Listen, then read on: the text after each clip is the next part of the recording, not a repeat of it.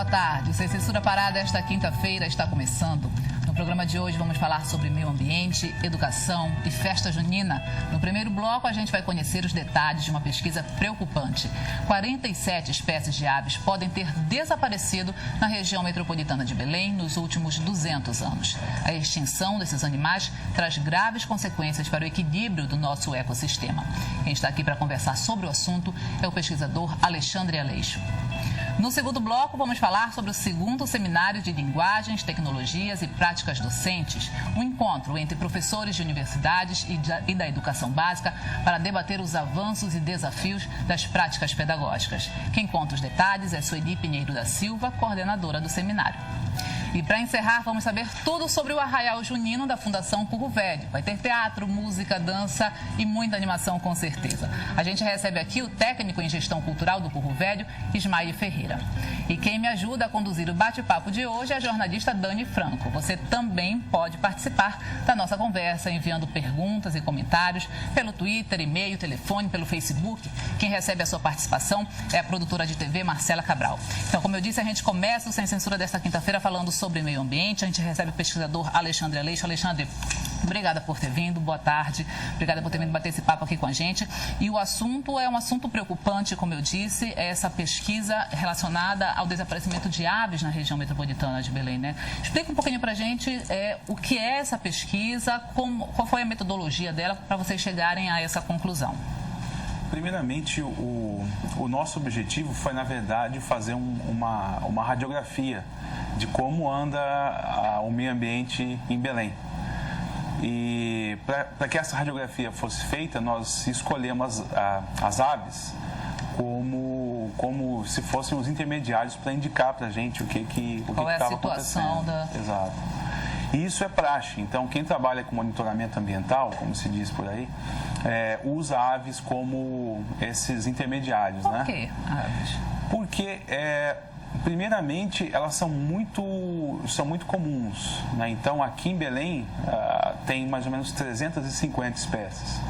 E, além de serem comuns, elas também ocorrem em ambientes diferentes. Então, tem algumas espécies que só ocorrem em determinados ambientes. Então, quando elas estão ausentes, significam que aquele determinado ambiente está em estado de perigo. Está em desequilíbrio, digamos assim. Exato. Então, a partir da presença ou ausência dessas espécies, a gente consegue dizer se o meio ambiente está saudável ou não, né? Então, o que a gente verificou foi que, ao longo de 200 anos, entre 1800 e 2000, as estimativas que nós temos indicam que quase 50 espécies de aves desapareceram aqui da região metropolitana. E isso equivale a uma espécie a cada 4 anos. Nossa. Né? Nesse período. E é um indicativo claro de que numa região onde tem uma presença do homem já antiga e muito forte, então você tem já uma grande ocupação aqui em Belém, né? Na região metropolitana, que tem impactos sérios, né? Então, sim, aproximadamente 14% dessas 350 espécies de aves que já foram registradas em Belém ao longo da história, né, já desapareceram. Professor, para entender isso de forma prática, diretamente, por exemplo, uma ave, aqui eu estava vendo aqui que tem, por exemplo, o gavião real, ele já está também entre as aves que estão desaparecidas, digamos assim. E o que isso significa? Digamos, ele saiu desse ambiente e esse ambiente apresentava o que antes que hoje não tem mais? Certo. O gavião real, Arpia, né? Não é que ele esteja extinto globalmente, não. Ele só sumiu daqui, né? Exatamente, ele sumiu da região metropolitana de Belém, que são os municípios que compõem a região metropolitana. Nós sabemos que ele estava presente porque ornitólogos amostram a região metropolitana desde o século XVI e XVII. Há registros históricos científicos, então, que indicam a presença de várias dessas, ou melhor, de todas dessas quase 50 espécies na região. Então, o gavião real estava presente até mais ou menos a década de 40 em Belém, e depois disso não houveram mais registros, né? O que a pesquisa indica é que depois de um determinado período sem registros, você pode assumir com uma certa segurança que localmente, naquela área, aquela espécie está extinta. Um período de mais ou menos quanto tempo? Então, a pesquisa cobriu 200 anos. Agora, o que as análises indicaram é que se a espécie... Então, eu disse que o gavião real desapareceu na década de 40, houveram espécies que chegaram até 1980 com registros.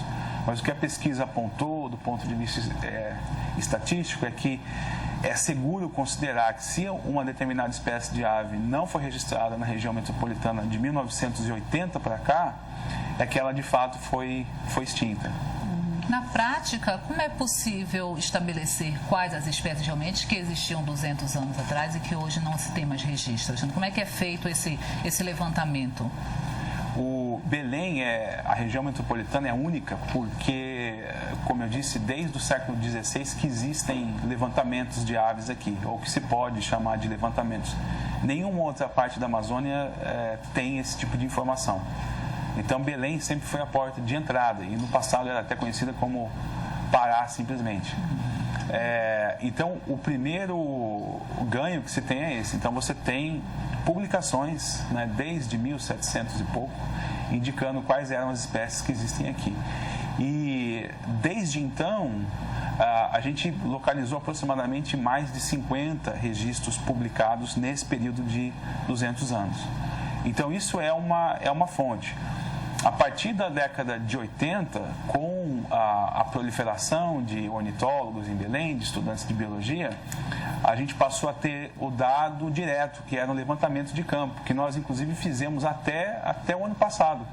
Estávamos em campo aqui na região metropolitana, no Tinga, em várias outras áreas remanescentes, trabalhando com as aves. Então, digamos assim, a base de dados para isso ela é múltipla. Ela inclui desde registros históricos, né, até mesmo levantamentos de campo, que indicam o seguinte: algumas espécies elas passam sem serem registradas, por exemplo, por 5, 6 anos. Então, geralmente são espécies muito raras, que estão presentes, mas eventualmente, dependendo do esforço de amostragem, quem está em campo, aonde vai, não encontra. Mas acaba encontrando no ano seguinte ou no outro ano ainda. Isso é bem diferente do padrão de não encontrar uma espécie nessa faixa de 30 anos, que é de 1980 para cá.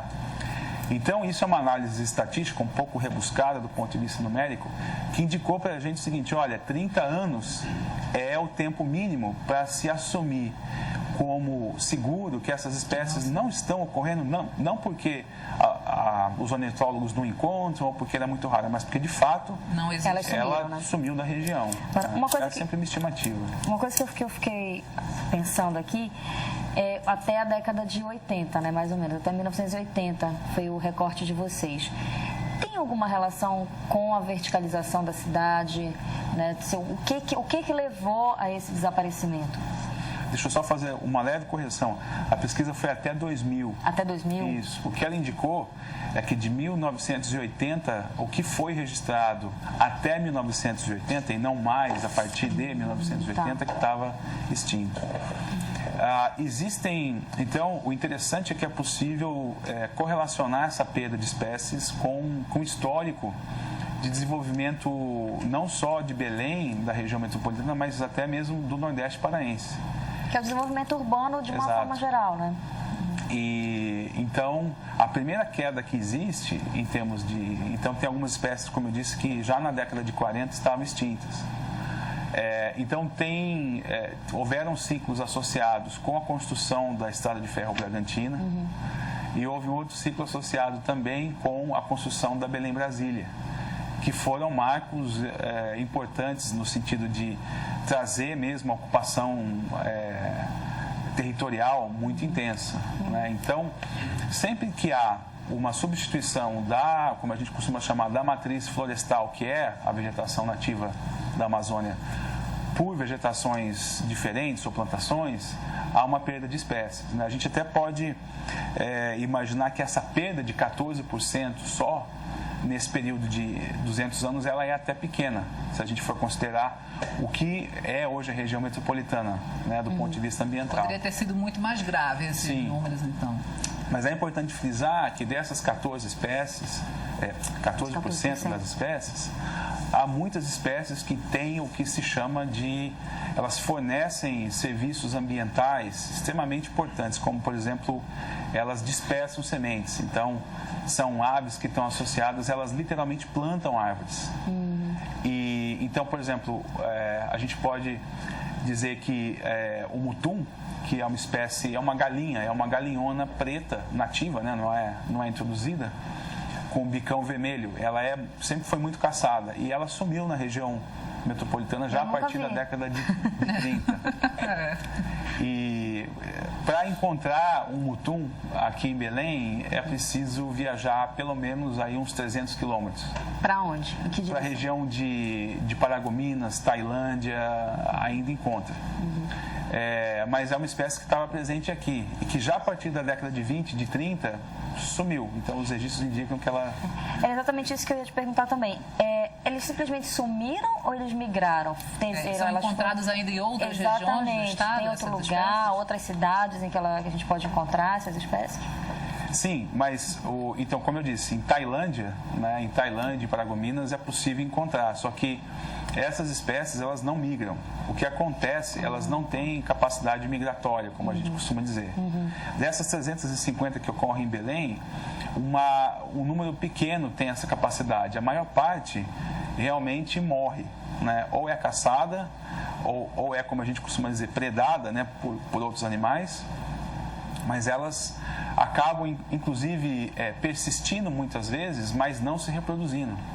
Então, elas acabam extintas, porque elas também não conseguem gerar descendentes ali. Então, no caso do mutum, a gente pode dizer que a pressão principal foi caça. Então, na década de 20, a gente tinha uma situação completamente diferente aqui em Belém. Então, não havia um acesso tão fácil à quantidade de alimento, à diversidade que se tem hoje.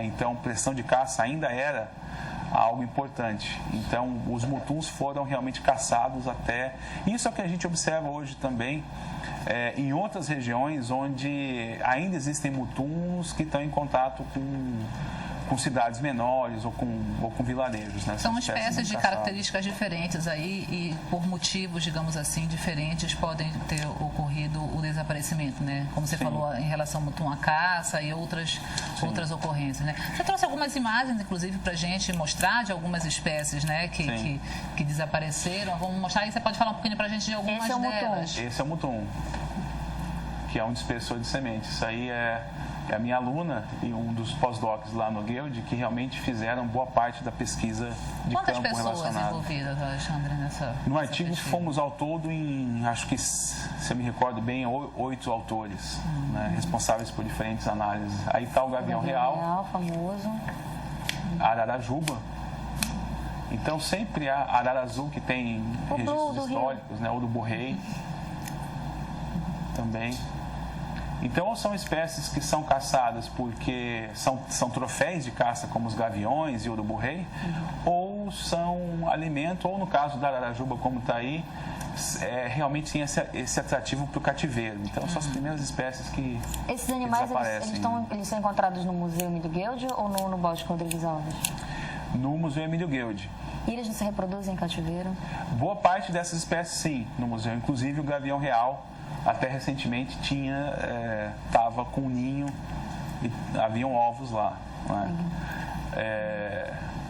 Nem sempre é fácil reintroduzir essas espécies, Pois é, eu já ia perguntar, se eles se reproduzem, tem como fazer, possível, colocar de volta? Existe um ambiente favorável hoje para que essas aves possam ser reintroduzidas? Infelizmente, na região metropolitana, não. Detalhe, para essas espécies que são as mais atingidas. Então, por exemplo, reintroduzir um gavião real implica em ter uma área de caça de milhares de hectares. E o gavião real se alimenta de preguiças e macacos. Então, não depende só da área em si. Sim. Mas se a área também tem um contingente de presas, adequado. Eu acho que a solução nesses casos é realmente procurar áreas que ainda detêm essas características mais primitivas, né? Floresta, né? Exatamente. Pode-se pensar, chega a ser meio até um pouco utópico, mas num programa mais agressivo de reflorestamento, mas o que a gente observa é que a pressão, principalmente imobiliária, na região metropolitana é enorme. O que está acontecendo é que as áreas não estão sendo reflorestadas, mas estão sendo destruídas para novos empreendimentos imobiliários. A verticalização, né? Aquilo que a gente estava falando. Sim. Agora, por exemplo, a gente tem aquela área ali do PEUT, né? Do Parque Estadual do Utinga. Aquilo ali não seria um paliativo, por exemplo, minimamente, para que a gente pudesse reintroduzir algumas dessas espécies? Aquilo é extremamente importante para evitar que essa perda tenha sido maior do que 14%. Então, ainda existem um contingente de espécies ameaçadas no Utinga. Então, aqui dentro, né, onde muitas pessoas... É porque ele também está no meio de uma grande... de uma área de especulação imobiliária também. Exato, é uma área extremamente importante. Eu acho que se não fossem essas áreas, a perda teria sido muito maior. Mas para esse contingente de espécies já extinto, a área ainda é muito pequena. Ainda que haja uma conectividade entre o Utinga e também uma outra unidade de conservação estadual que se situa na antiga área conhecida, a área da Pirelli, que é um parque estadual que me foge agora o nome. É aqui de Ananindeua? Sim, eu acho que é o Metrópole, área de Parque Estadual, Metrópole da Amazônia, alguma Parque coisa. Estadual Metropolitano. Que é a maior área, tem, se não me engano, 8.000 hectares de floresta dentro da região metropolitana e é conectada ao Utinga. Então, as nossas pesquisas mostram que várias espécies que eram tidas como extintas, na verdade, ainda persistem nessas áreas. Mas mutum, arara azul, ararajuba, gavião real, realmente... E a pesquisa aponta quantas e quais espécies que estariam seriamente ameaçadas de também vir a desaparecer? Assim, tem outras espécies aí que ainda foi detectada a presença, alerta, mas né? que realmente estão seriamente ameaçadas aí. Sim. Então, um dos problemas é você diferenciar entre não detectar uma espécie porque você não foi onde ela estava por algum motivo, ela é tão rara que você não passou por ali e não registrou, de uma extinção realmente real, né? Ou seja, ela sumiu. E muitas vezes, várias espécies raras, então a gente pode dizer que tem pelo menos 20 espécies aqui na região metropolitana de aves, que são muito raras. E a gente não sabe se elas estão se reproduzindo adequadamente. Às vezes elas ainda estão presentes, mas as condições não são boas. Então elas estão meio que condenadas a daqui a algum tempo desaparecer. A gente não consegue dizer ainda quais. Porque para isso precisaria um acompanhamento do sistema reprodutivo delas, da eficiência, se elas estão conseguindo ter filhotes todos os anos, quantos, né? E então é uma análise um pouco mais profunda. Mas a gente acredita que sim, que infelizmente essa perda ela deva continuar. Ela só pode ser revertida a partir do momento em que houver a possibilidade principalmente não só de expansão de áreas verdes, né, mas também de conexão entre essas áreas. Então, muitas vezes, você não precisa de muito para ter espécies de aves aparecendo. Então, o plantio de árvores nativas, pensar, por exemplo, as avenidas como os canteiros centrais, como corredores florestais mesmo, a partir de árvores nativas. Então, não precisa ter a floresta necessariamente de pé, como era antes, para melhorar. Você já pode melhorar muito se você tem o que a gente chama de capoeira.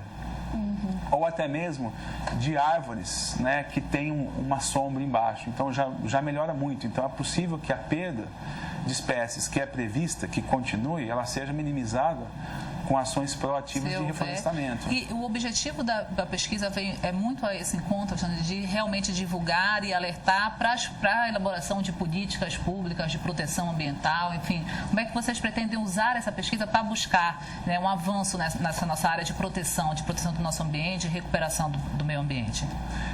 Exatamente isso. Eu acho que Belém é uma das poucas capitais do Brasil que pode dizer, olha, no meu quintal ou dentro da área da cidade existem espécies ameaçadas que podem ser vistas regularmente no Tinga. Então, isso é um patrimônio que tem que ser mantido.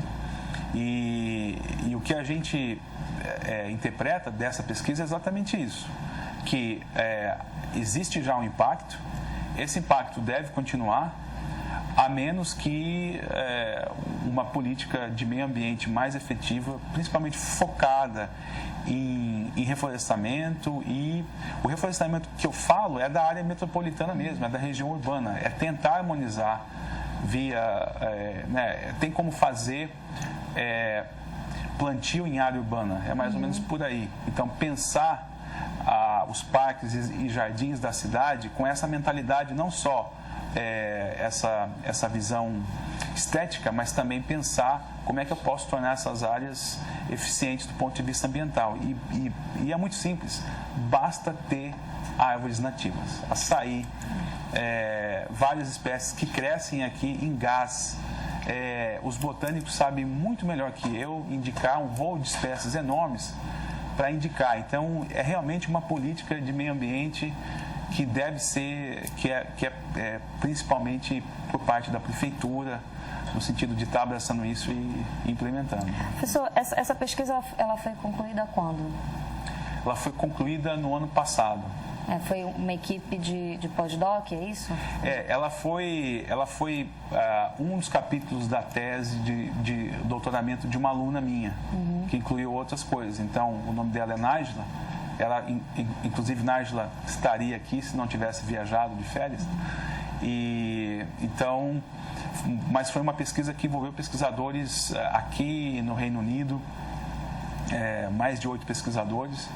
Então, teve uma parte de campo de 5 anos, 4, 5 anos, mas também incluiu esse levantamento de dados por 200 anos, em museus aqui no exterior. Eu perguntei isso porque, como a Paula estava falando, a gente precisaria não só de praças, mas de parques e jardins, que é uma coisa que a gente não vê sendo feita na cidade.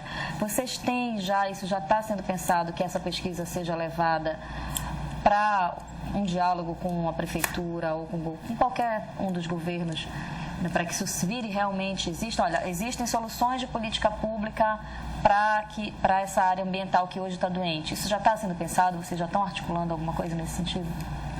A gente diretamente não. Então, vocês podem fazer isso? Com certeza.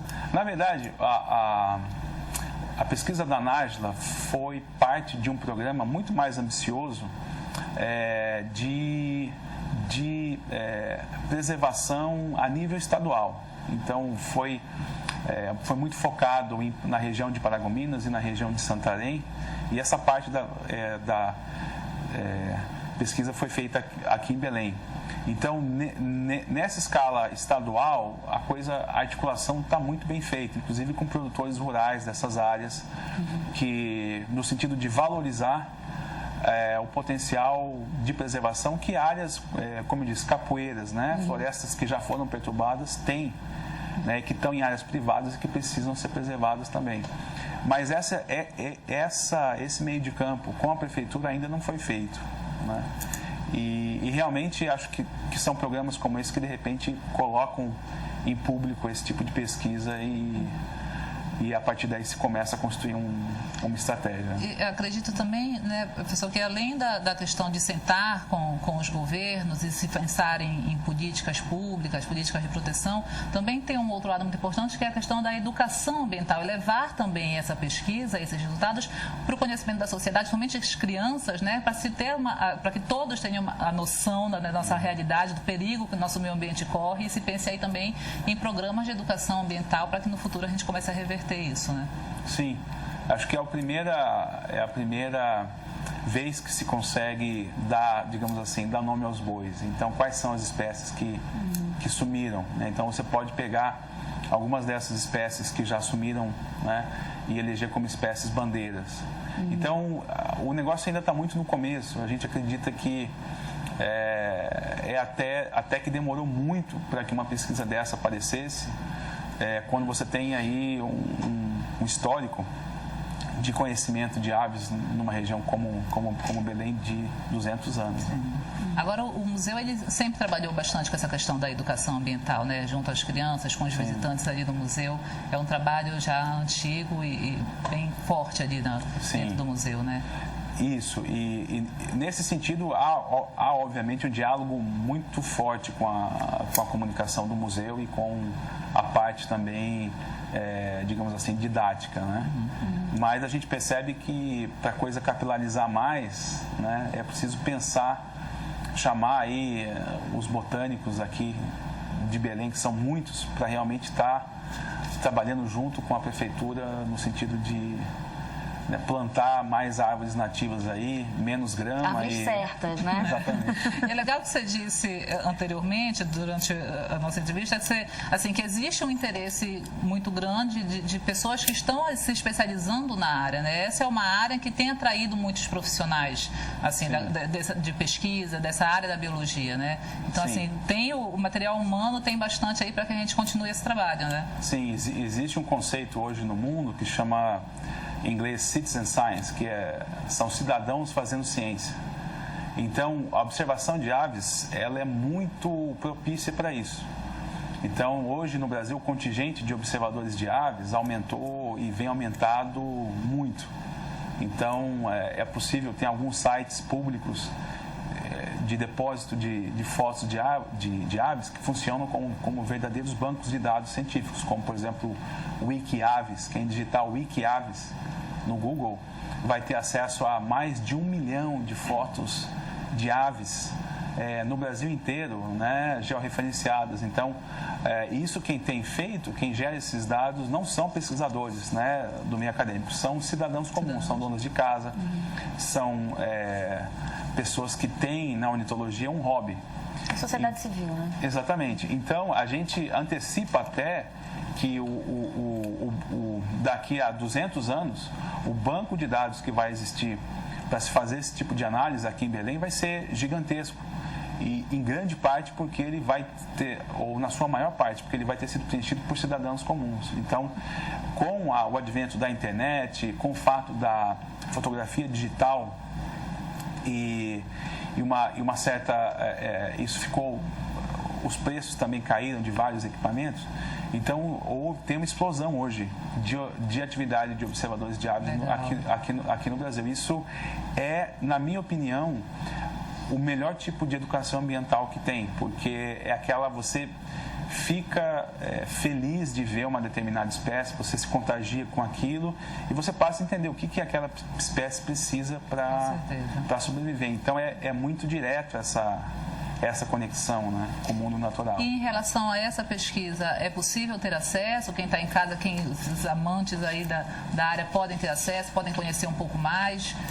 Tem um caminho a se chegar a esses números? Eu indico o site do Museu Guild, é possível, www.museu-guild.br.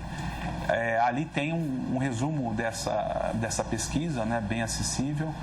E também o artigo em si é um artigo técnico em inglês que pode ser, eu deixei o meu e-mail também com a produção, eu posso estar fornecendo cópias, né, em PDF. Esse artigo é uma parte mais técnica, né, mas também está disponível. Está aí, disponível pessoal aí na tela. Quem quiser uma cópia do artigo, eu posso estar mandando, mas é mais didático realmente ir no site do museu, inclusive toda a programação de educação ambiental do museu está disponível lá. O site foi remodelado recentemente, está muito bonito.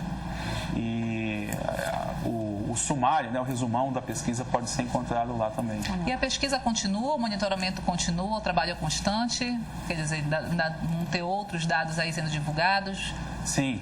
Então, nós temos atividades de campo regulares, né, na região metropolitana, e há também um contingente muito grande de observadores e de outros professores, né? Tem um colega na Universidade Federal também que tem vários alunos.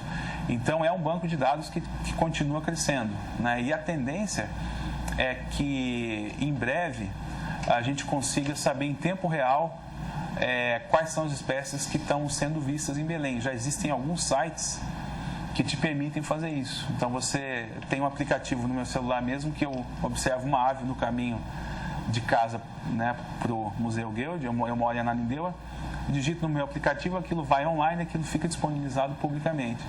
Isso é uma coisa impensada quando eu comecei em ornitologia há quase 30 anos.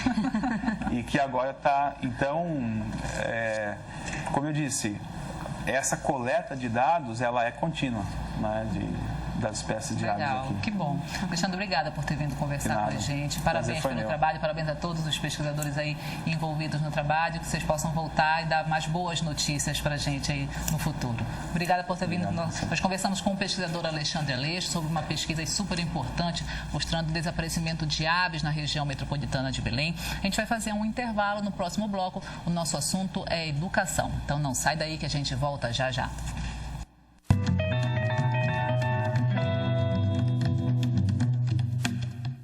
Mercado tão competitivo, fazer um banco cada dia melhor não é para qualquer banco.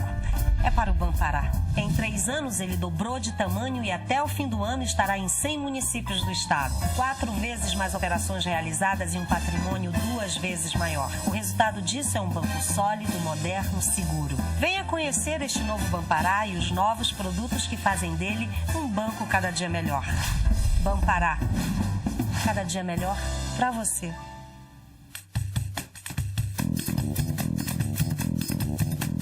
A TV Cultura do Pará apresenta o documentário Mosqueiro, Ilha dos Sabores. 20, 21 e 22, 27, 28 e 29 de junho, 5h30 da tarde no Cine Olímpia. Entrada franca.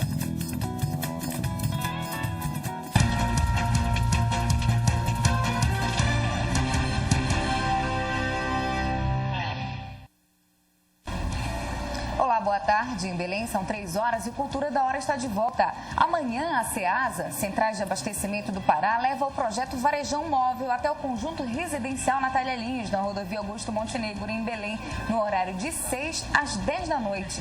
Além da comercialização dos hortifruti granjeiros, haverá a venda de outros itens como feijão, farinha, várias espécies de pescados e mariscos. Tudo vendido a preços bem baixos. A proposta do Varejão Móvel é aproximar os consumidores paraenses dos produtos in natura, levando o mercado a diversos condomínios residenciais do município. A proposta é realizar outros 4 varejões itinerantes até o final do ano. O Cultura da Hora volta em instantes com outras informações. Até lá.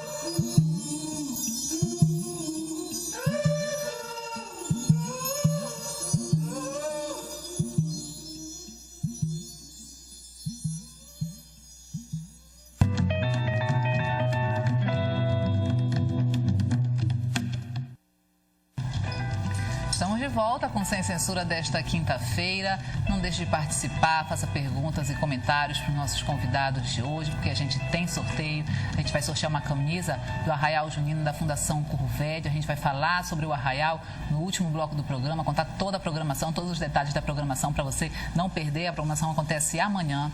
Mas agora, nesse bloco, a gente vai falar sobre educação. Nós vamos começar com a professora Sueli Pinheiro da Silva. Vamos falar sobre o 2º Seminário Nacional de Linguagens, Tecnologias e Práticas docentes, é esse o nome correto, né? Na verdade, o que é o seminário, professora? Assim, é um grande encontro para se debater as nossas práticas pedagógicas, o caminho que estamos seguindo, se estamos no caminho certo ou não. Fala um pouquinho para a gente sobre o objetivo desse seminário. Na verdade, essa já é a segunda versão do seminário. A nossa primeira versão foi em 2010. Nós tivemos assim um número de participantes que superou as nossas expectativas. E agora a gente está na segunda versão. Na verdade, é um grande momento para a gente debater e discutir questões relacionadas, sobretudo, à educação, né? As questões ligadas à linguagem, à educação e às tecnologias voltadas para essa prática, para as práticas dos professores. Na verdade, o grande objetivo a gente elenca como sendo a formação, né? Proporcionar a formação, um momento para ampliar a formação do professor da educação básica, divulgar pesquisas na área da educação e da linguagem e de um modo bastante recorrente nas instituições de ensino superior, que é articular esse tripé do ensino, da pesquisa e da extensão. Então, a gente está levando para a comunidade externa o resultado de pesquisas, de estudos, né, voltados para essas áreas. É um seminário aberto? Ele não é para os professores, então? Ele é para todo mundo? Não, a gente abriu as inscrições aí, prorrogamos, inclusive, até o dia 30, mas, assim, o público-alvo é destinado especificamente a professores, pesquisadores da área, estudiosos, né, professores de educação básica. A discussão maior está focada mesmo no campo da linguagem e da educação. Então, nesse aspecto, eu penso que haverá muitos interessados, né? Estreitar a relação aí entre aqueles que pesquisam as práticas pedagógicas e aqueles que realmente vivenciam, a prática, que estão aí na experiência, no dia a dia, lidando com isso, exatamente. né? O nosso grande, o maior quantitativo de participantes é de professores, inclusive da rede da educação básica, da rede pública e privada da educação básica. Eles se sentem muito estimulados a vir participar do evento, em função do que o evento traz relacionado à discussão sobre as tecnologias no ensino, as discussões acerca de práticas inclusivas de educação, as discussões acerca dos letramentos e da alfabetização, novas práticas, novos métodos, né, que se vem investigando, e pesquisas específicas dessas áreas todas. E a gente tem grande novidade, professora, assim, digamos assim, grande. Eu lembro que teve uma época que o grande boom na educação era utilizar o cinema. Foi o governo federal que mandou televisão para todas as escolas e mandou equipamento para cineclube e tal, não sei o que, não funcionou. E agora? O que a gente... Não funcionou no sentido assim, as escolas na maioria... Não aderiram, né? É porque é diferente, né? Você mandar o equipamento e ter uma formação continuada ali, uma pessoa que esteja acompanhando, são duas coisas diferentes. Aí o que eu pergunto agora? O que seria assim, não, agora vai ter tal coisa e vamos deslanchar? Bom, a gente vivencia, né, esse momento do boom da tecnologia, e a gente percebe que o jovem, né, os alunos, os adolescentes, as crianças sobretudo, estão muito voltados para os usos das tecnologias. Então, mais do que nunca, na educação, isso se faz necessário. Então, há sim alguns trabalhos que serão divulgados relacionados em torno do uso dessas tecnologias para a educação. O próprio Facebook, há uma pesquisadora que vai fazer divulgar o seu trabalho em relação a como é que ela usa determinadas ferramentas da mídia digital para o ensino, né? Para as salas de aula, para melhorar a prática e para desenvolver o ensino na sala de aula. Então, há alguma coisa de novo assim por aí. Mas, de uma forma geral, a gente pode dizer que esse uso da tecnologia já é forte dentro das salas de aula, ou ainda existe uma resistência muito grande, principalmente em relação aos professores? Como é que é essa relação? Existe uma resistência, mas uma resistência que se justifica pela formação, né? Por conta da formação do professor. Então, à medida em que ele recebe uma formação adequada ou continuada, em geral, ele não recebe isso na formação inicial. Ele não vê, não faz essa discussão. Mas, quando ele recebe a formação e tem condições, quando a escola ou quando o espaço oferece uma condição mínima para ele de trabalho, ele acata, né? Ele acaba... Mas ainda há resistência e ainda há o problema, assim, dessa estrutura que ainda não está devidamente adequada para uso. Qual é o principal desafio hoje, professora? A gente vê muito... Houve um período que o grande desafio é a educação básica. Não, o grande desafio fazer o pessoal passar no vestibular e colocar dentro da universidade. O que vocês conseguem apontar hoje? Não? Nosso desafio maior é esse, vamos combatê-lo, vamos resolvê-lo. Nós pensamos que o grande desafio hoje da escola, o maior deles, é trabalhar na perspectiva da inclusão. Né?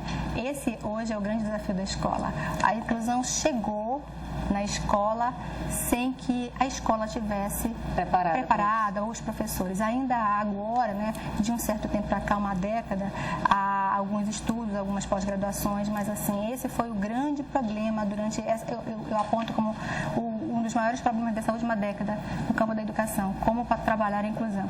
E na nossa perspectiva, a inclusão não incide apenas sobre os alunos que têm alguma deficiência, mas a inclusão digital, a inclusão do adulto que não foi alfabetizado no tempo devido, né? Então, o grande desafio hoje é trabalhar nessa perspectiva da inclusão, mas uma perspectiva mais ampla e nessa perspectiva também contribuir para a formação desse professor, porque o professor não pode fazer inclusão se ele não foi incluído, por exemplo,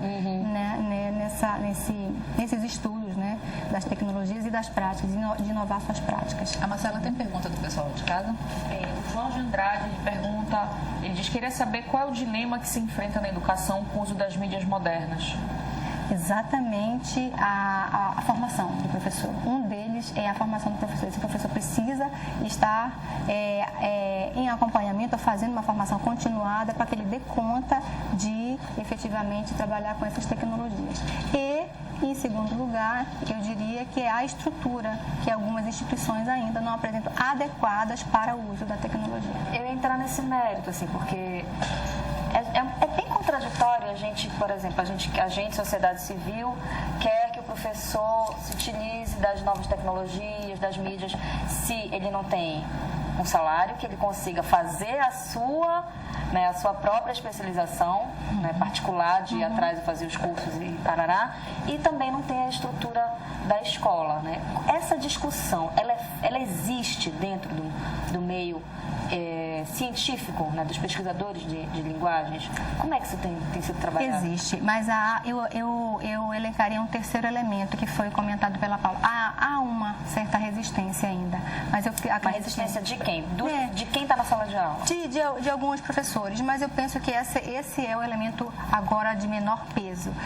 Existe essa discussão, sim, essa discussão ela está no foco dos estudos, inclusive apresentando alternativas, não é, de como contribuir para minimizar esse problema. Existe sim, essa discussão existe interna no grupo e ela existe também como, não é uma discussão macro, eu diria, não é uma discussão carro-chefe, mas ela entra na base de algumas discussões mais paralelas.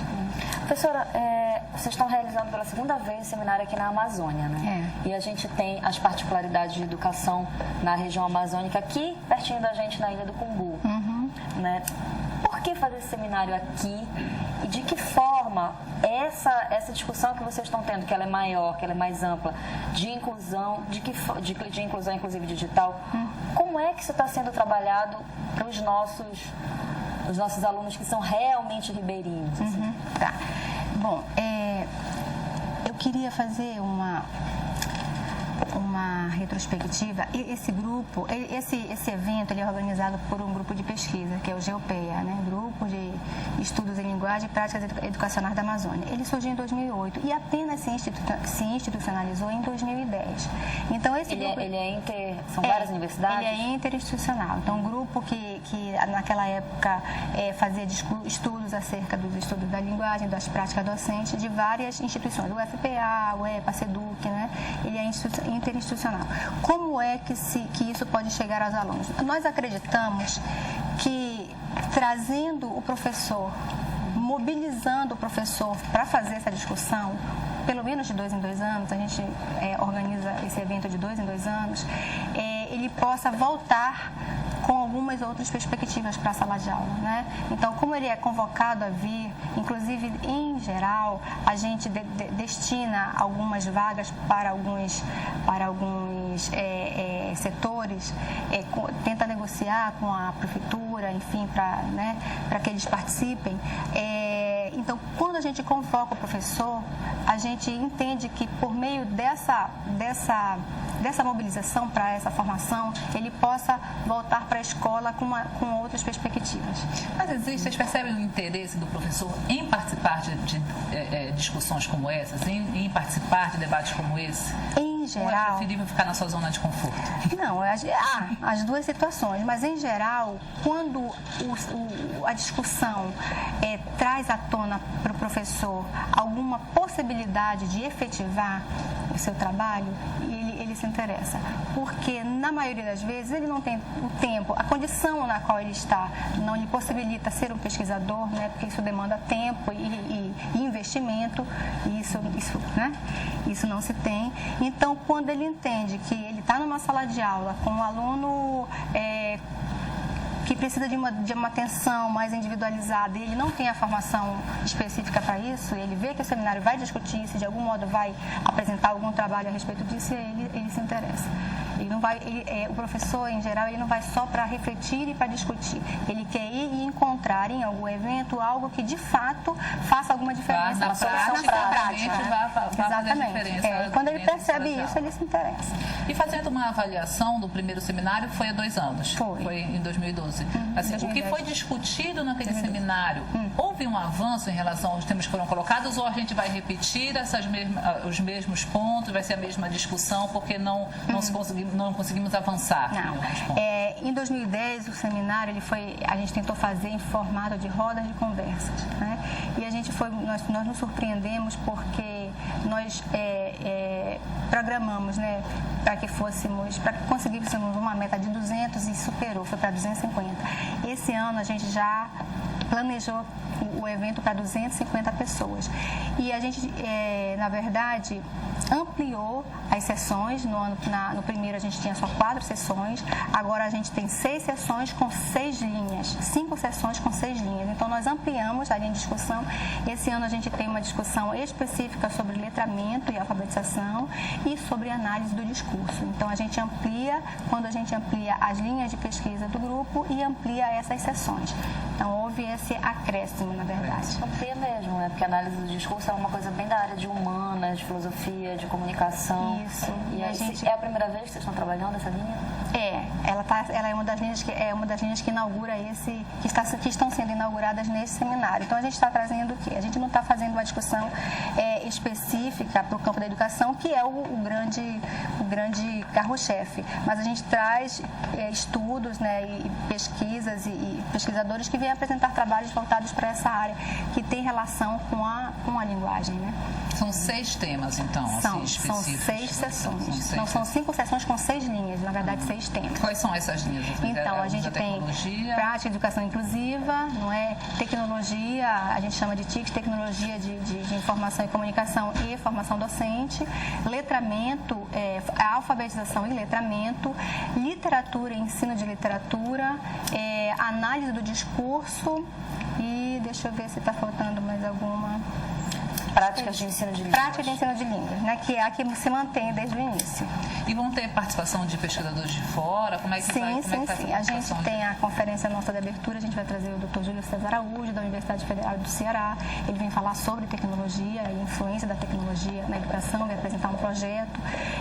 Na nossa mesa de encerramento, a gente vai trazer o pesquisador, que é também membro do grupo, o professor Sandoval Gomes Santos, que é da USP. Ele vem trazer também a sua contribuição e falar de alfabetização.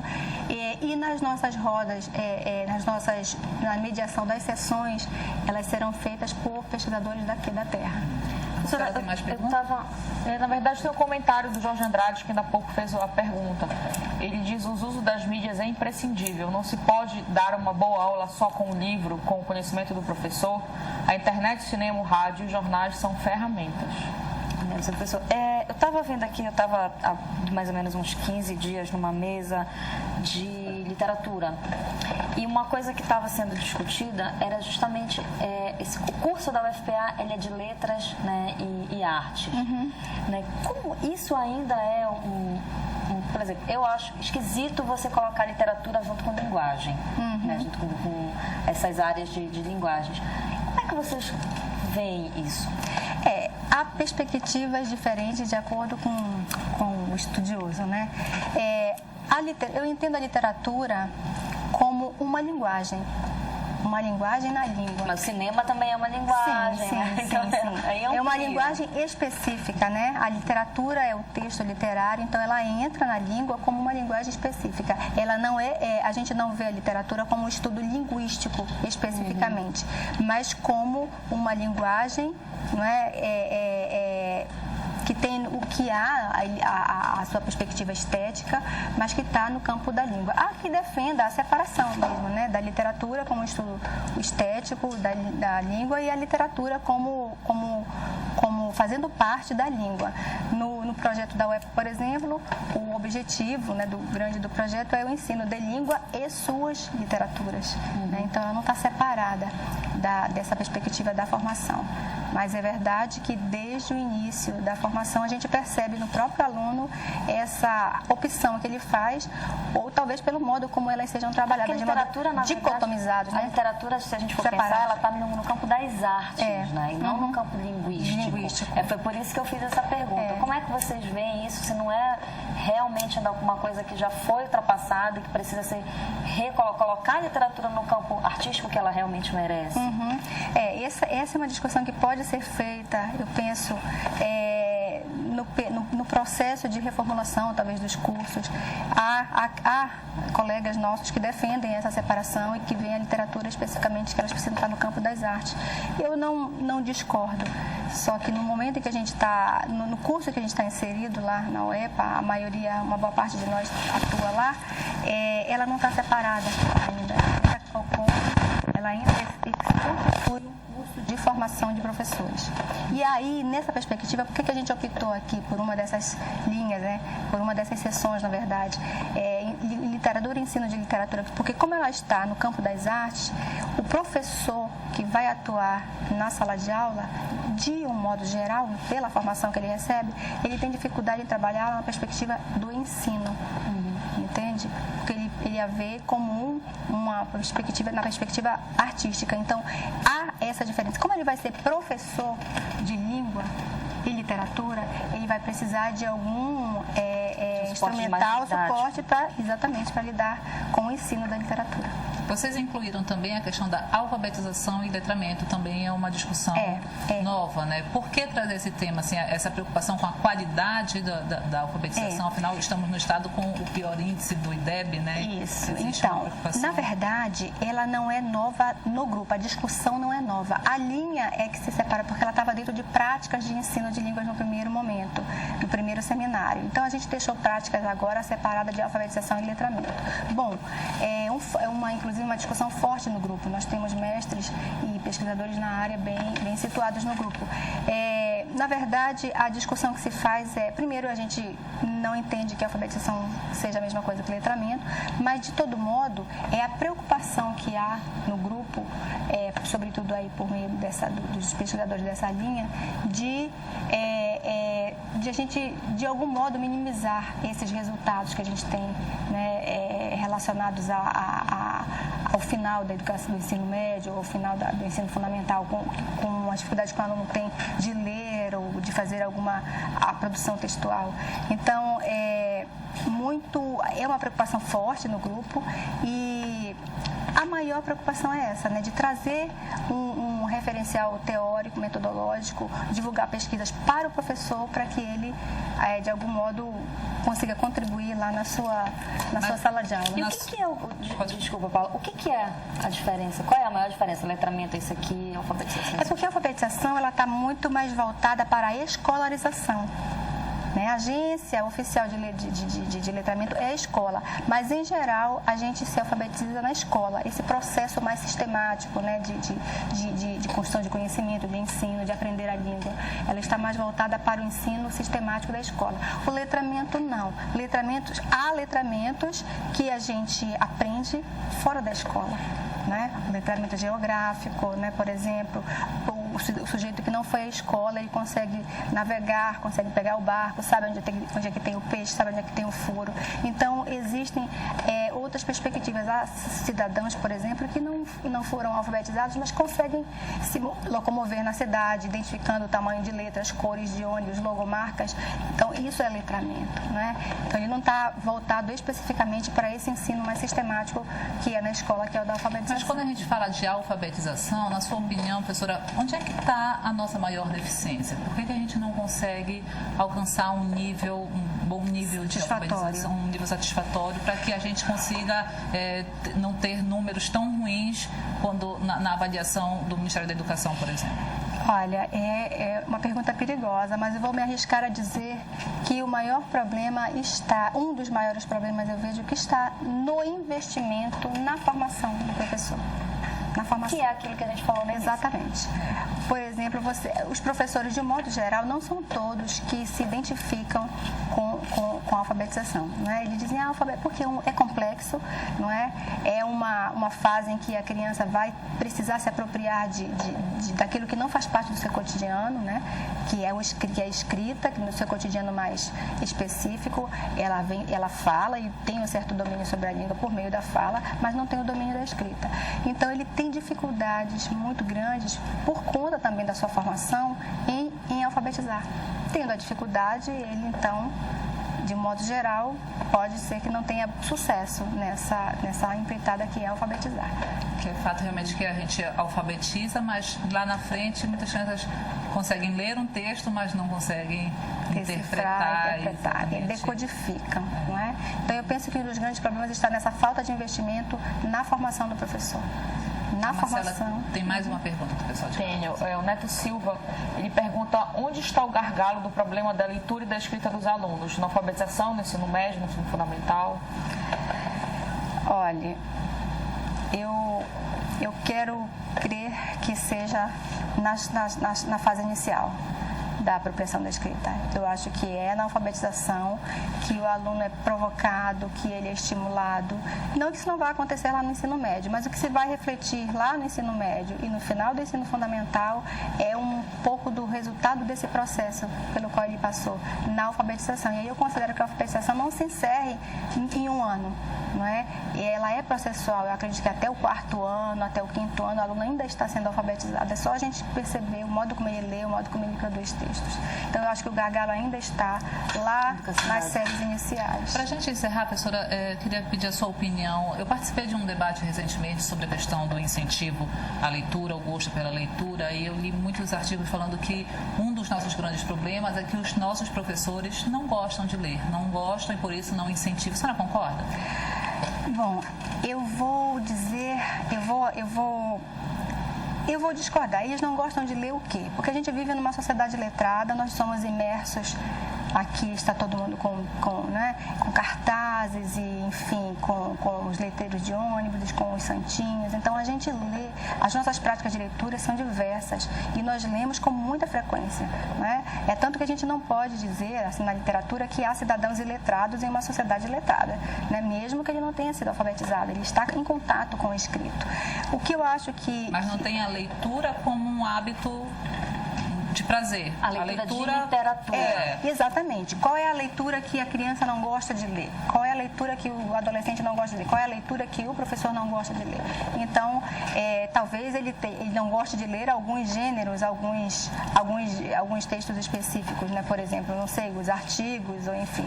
Mas talvez seja isso, não é que ele não goste de ler. Mas talvez ele não tenha desenvolvido determinadas práticas em função daquilo que ele foi colocado na sua formação inicial e na própria prática docente dele, do professor. Professora, o seminário acontece, na verdade, O seminário é dia 11 e 12 de setembro, ele vai acontecer na Universidade do Estado do Paraná, UEPA, lá na Djalma Dutra, no Centro de Ciências Sociais e Educação.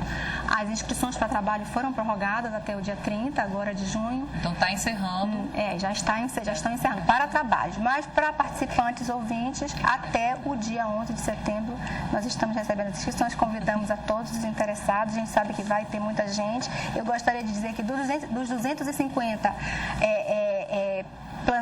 participantes planejados, a gente já está em perto de 100, né? Já tem praticamente na verdade já tem mais de 100 pessoas, né, inscritas, e a gente convoca os colegas e convida os demais a participarem. Vocês não vão se arrepender. É importante, com certeza. Muito importante. Conversamos com a professora Soeli Pinheiro da Silva. Professora, obrigada por ter vindo conversar com a gente. Obrigada. Sucesso nesse trabalho, boa sorte a todos lá. Obrigada. Que realmente a gente consiga debater e avançar muito na questão da nossa educação. Obrigada, professora, por ter vindo conversar com a gente.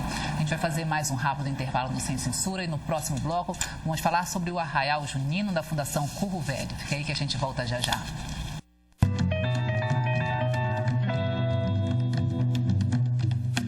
Governo mais próximo do cidadão. Novas estações cidadania. Já são 4 unidades no estado facilitando a vida da população. Nas estações cidadania são oferecidos diversos serviços. Dá para tirar documentos, fazer cadastro de emprego e consulta jurídica. As estações oferecem mais dignidade ao cidadão e geram mais oportunidades de trabalho para nossa gente. Estação Cidadania é o governo mais perto de você. Governo do Pará. Trabalho em todo canto, para toda a nossa gente.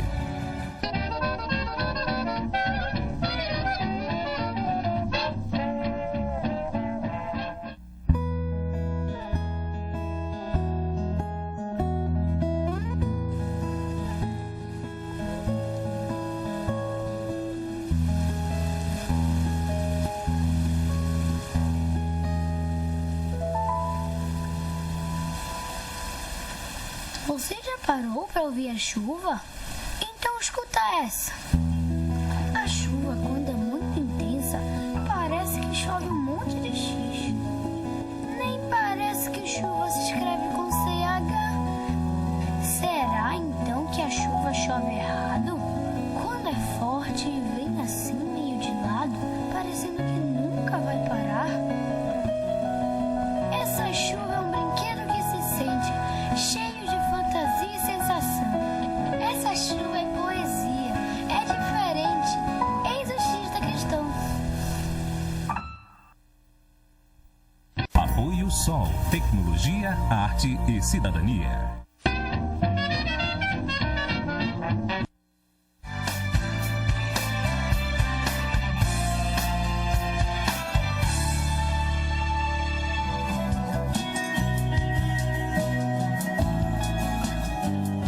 No Bois de Boulogne, de Paris, foi criado o Bosque Rodrigues Alves no final do século XIX. Uma grande área com árvores nativas da floresta amazônica foi cercada para a preservação. Hoje, o Bosque Rodrigues Alves está no meio da cidade e funciona como um pulmão para Belém, em uma área total de 150 mil metros quadrados. Ao longo do tempo, espécies exóticas de plantas amazônicas e animais foram introduzidos. Em 2002, ganhou status de jardim botânico, o que permite maior suporte e verbas para pesquisas sobre a biodiversidade amazônica.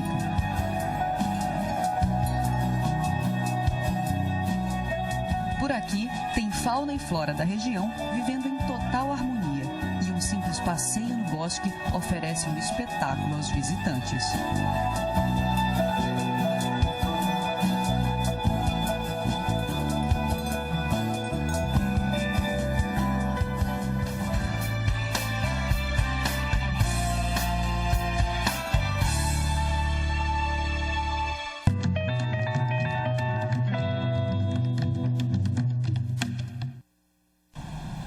Estamos de volta ao último bloco do Sem Censura Pará desta quinta-feira. O programa de hoje está muito legal. Nós já conversamos no primeiro bloco sobre meio ambiente, conversamos com o pesquisador Alexandre Aleixo sobre uma pesquisa muito importante realizada no Museu Emílio Guild sobre o desaparecimento de aves na região metropolitana de Belém.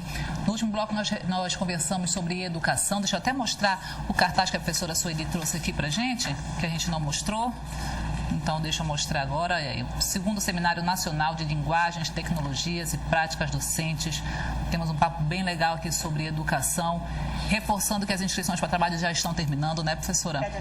O seminário acontece em setembro, como você está vendo aí, mas as inscrições para trabalhos, para apresentação de trabalhos estão abertas, então tem que correr para participar. E agora nosso bate-papo é sobre cultura, um tema mais leve. Inclusive, não deixe de participar, porque a gente vai sortear uma camisa aqui do Arraial Junino da Fundação Curro Velho. É sobre isso que a gente bate um papo agora com o Ismaide Ferreira. Ismaide, boa tarde. Obrigada por ter vindo conversar com a gente. Tudo pronto para esse Arraial Junino amanhã, né? Isso, quase pronto. Tem uns últimos detalhes, né, tem uma ambientação que foi preparada e essa ambientação acaba dialogando com esse universo junino. Então, tem alguns ajustes que estão sendo realizados agora para a grande festa que é amanhã. O Arraial Junino da Fundação Curro Velho já é uma tradição, né? Mas já acontece aí já há alguns anos, é um dos grandes momentos do Curro Velho, né?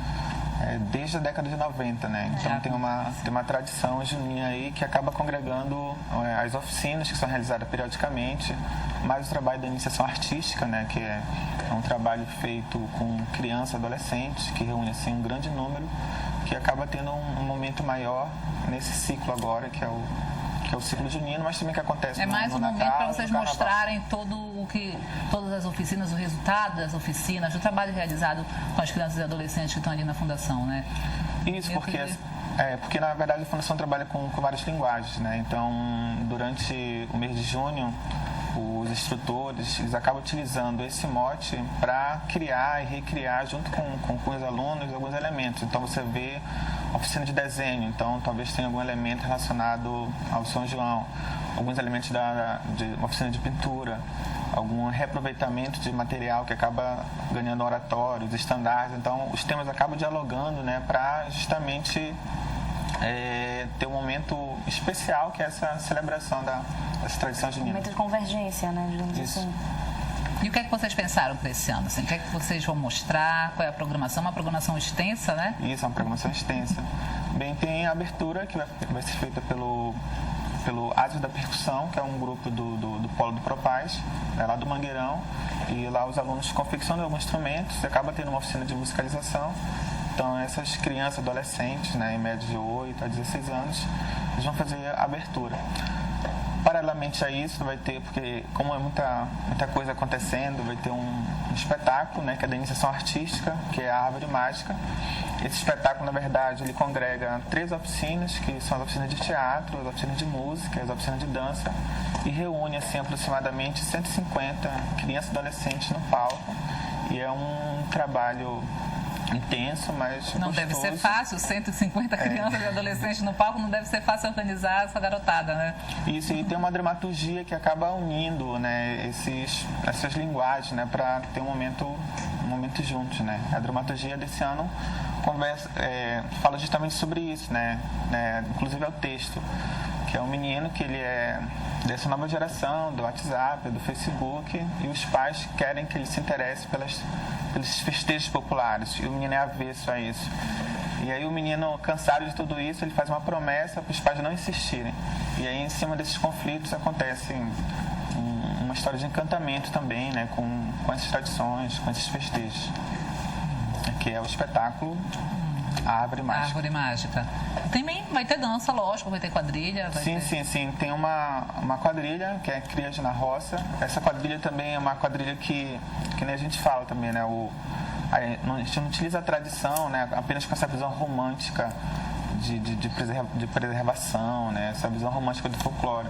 Então, por exemplo, a quadrilha ela tem elementos que são ricos do junino, que é a construção de personagens, e associados também a esses novos ritmos que estão surgindo na contemporaneidade, né, esses ritmos urbanos. Então você vê uma quadrilha, mas que em algum momento vai surgir um ritmo que não é tão junino assim, né, mas um ritmo mais distoante, né. E a ideia é congregar esses elementos, né, porque a ideia é essa, né, a gente não vê como esses elementos de hoje podem, na verdade, ir para um trabalho, uma apresentação artística para não se isolar, né? Acho que a grande ideia é essa, não isolar, mas sim congregar, e isso acaba atraindo os jovens, os adolescentes e a própria comunidade, que é a realidade dele, né? Então, nos processos artísticos, né, tem muito isso, você não dizer, né, o que ele deve fazer, o que ele deve aprender, mas ao mesmo tempo como isso que dialoga com o imaginário dele, com a realidade dele, com a imaginação, e é esse trabalho que vai para a cena, né? Então, um trabalho que envolve né, principalmente o imaginário do aluno, que é esse imaginário perturbado, conturbado por essas tecnologias que estão surgindo aí. Ismael, esse espetáculo, ele é da Ana Marcelino? O texto é dela? O texto é da Ana Marcelino. Ele foi criado nas oficinas? Não, geralmente a gente, o Jorge Cunha, ou ele, que é o gerente das cênicas, ou um técnico faz, né, porque são técnicos de teatro, de dança, que trabalham no Curvelho, ou então esse texto ele é encomendado. E aí vem um texto, e a partir desse texto você vai dialogar com o processo artístico, né, que é uma oficina que vem caminhando também. Mas é a primeira vez que ele está sendo montado lá no Curro? No Curro, sim. Agora, mas as crianças, os adolescentes que vão estar participando, vão estar pela primeira vez assim no palco, ou já participaram de outras montagens? Como é que está a expectativa deles aí para essa apresentação? Tem alguns que já são figurinhas repetidas, que a gente fala, né? Que sentem esse prazer, essa necessidade de estar na cena. Então, em todas as oficinas. Então, em todas as oficinas, eles acabam no Natal, no Carnaval, eles acabam estando. Mas também há outras pessoas que são convidadas por outros amigos que acabam também tendo uma primeira oportunidade de estar em cena. Acho que a grande satisfação, né? Eu trabalho com teatro também, eu vejo poucos eventos em que você consegue colocar 150 crianças na cena, né? E não só colocar em cena, né? Porque acho que a grande ideia também que a gente procura no Curvelho é ver essa criança e adolescente como artista, né? Não como refém de uma arte, que acho que é diferente. Então ele é um artista, ele cria, ele trabalha, ele está trabalhando de uma certa maneira. Só que aí nesse universo cama também para entretenimento, né? Mas é uma coisa séria, porque à medida que ele vai fazendo oficinas, né, de teatro, vai fazendo oficinas Hoje de dança... tem quantas oficinas no Curvelho? Você tem mais ou menos uma noção? Não tem, porque são, por exemplo, a linguagem cênica. Então tem teatro, tem dança de rua, tem circo. Tem muita coisa. Tem uma coisa interessante que foi um espaço que foi recuperado lá no Galpão, que está tendo oficina de técnicas circenses. Então tem trapézio, tecido, né, e algumas dessas oficinas acabam entrando em alguns trabalhos. Então, de repente, no trabalho de algum espetáculo, acaba entrando um exercício de equilíbrio, alguma coisa nesse sentido. É possível você dizer assim, o que mais tem chamado a atenção hoje dos jovens que estão participando dessas oficinas? Olha, eu acho que essa necessidade de estar, né, de mostrar-se, né? Acho que isso é uma coisa que quando eu comecei a trabalhar no Curvelho, eu fiquei um pouco impressionado, né? Eu moro em outra cidade e aí uma oficina de iniciação teatral, por exemplo, você vê muitas pessoas interessadas. Então e nesses próprios processos também, né, uma grande procura. E você vê qual é o espaço onde tem essa oportunidade de oferecer para a comunidade, né, oferecer de forma gratuita, e ao mesmo tempo também com um trabalho de profissionais que acabam fazendo figurino, que acabam fazendo cenário. Então você vê assim um acabamento estético bem interessante, né? Que é uma coisa que quando se olha a criança, você vê o adolescente, você tem aquela visão que é menor, né? Você tem a visão, então, se é um ingresso, se é um espetáculo que se cobra o ingresso, talvez o espetáculo de criança vai ser mais barato, porque dá a ideia que o processo artístico não é profissional, tão valioso, não é profissional. E lá no Curvelho não, né? A gente trabalha com essa ideia de que o processo é um processo artístico que tem outros fins, né? Não é o fim educacional diretamente para aprender algo, né? Para ele aprender quem é São João, não. Isso acaba aprendendo porque faz parte do processo, mas tem um fim no próprio processo, né? Da cidadania, dessa relação com o outro, dessa relação com a estética, com essa relação de se mostrar. Então, assim, são vários elementos que acabam fazendo com que o Curvelho vai atraindo essas pessoas para oficinas. E eles também vão circulando, porque uma hora eles estão fazendo oficina de teatro, dança, depois vão para o laboratório de animação, depois eles vão para a serigrafia. Então, acho que é um ambiente artístico lá favorece muito essa procura. Isso é muito bacana, porque assim, hoje, por exemplo, falaste no laboratório de animação, hoje o Curvelho é a grande referência em animação, né, para quem trabalha com cinema e tudo. E tá ali na Vila da Barca, tá ali no Telégrafo, no meio daquelas crianças e tudo. O público continua sendo a maioria das crianças ali do entorno, porque ele nasceu, inclusive, para atender aquelas crianças ali da Vila da Barca, ou isso está mais amplo? Como é que vocês conseguem avaliar?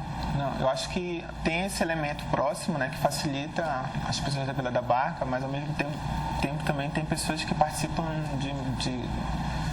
de lugares mais distantes. Então, por exemplo, uma vez eu ia para Castanhal e tem um pessoal que fez uma oficina que era do Aurá. Então, pegavam 2 ônibus para ir se deslocar para o Curro Velho para fazer uma oficina que é uma oficina de iniciação teatral, né? Uma oficina que poderia ser ofertada em um canto mais próximo, mas acaba indo para o Curro Velho. Então, assim, quando você vai perceber de onde é que vem, então a gente percebe que tem algumas pessoas que são dali, mas também pessoas que vêm de lugares distantes interessadas naquela linguagem, naquele arte-ofício que talvez nem outro lugar possa oferecer quanto lá. Então, e aí o laboratório de animação, né, ele tem essas oficinas periódicas, né, e que é o Andrei Miralha lá que coordena essa parte.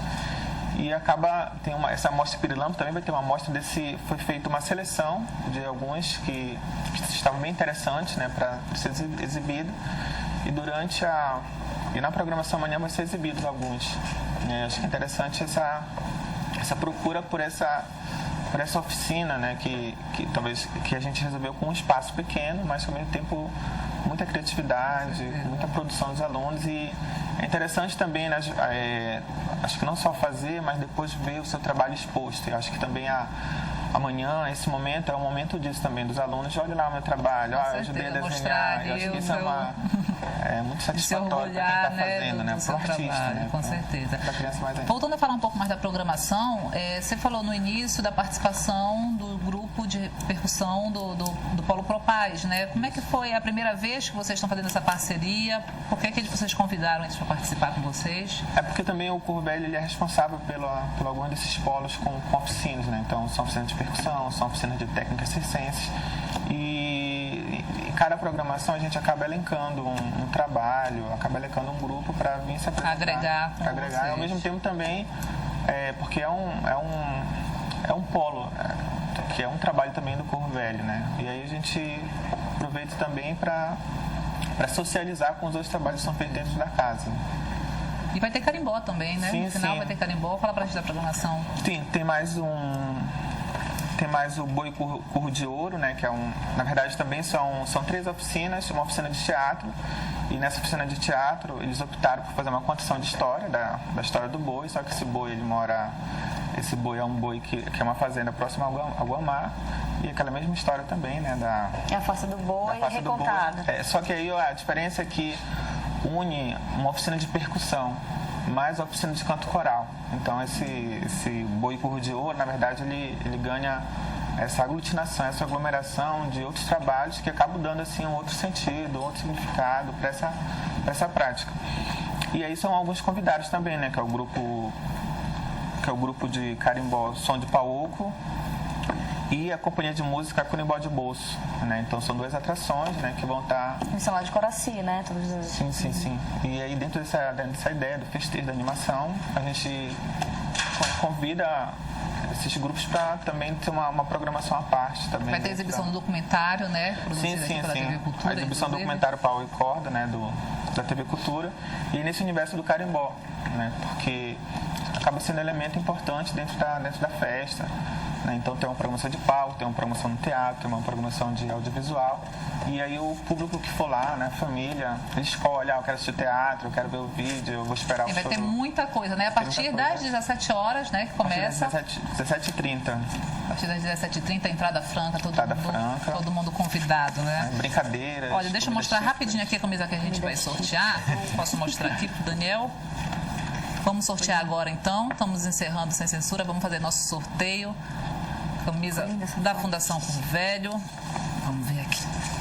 Deixa eu pegar minhas fichas. Quem vai ficar com a camisa é o Jorge Andrade, que participou aqui com a gente. Obrigada, Jorge, pela participação. Ismael, obrigada por ter vindo conversar com a gente. Obrigado. Sucesso amanhã na apresentação de todo mundo lá, de todos os envolvidos. Que seja ótimo, que muita gente participe. Queria agradecer mais uma vez a participação de todos. Alexandre, obrigada. Marcela, professora Sueli, Dani, obrigada por terem vindo aqui com a gente no Sem Censura. O Sem Censura de hoje vai ficando por aqui. Obrigada também a você pela sua companhia. Uma boa tarde para você.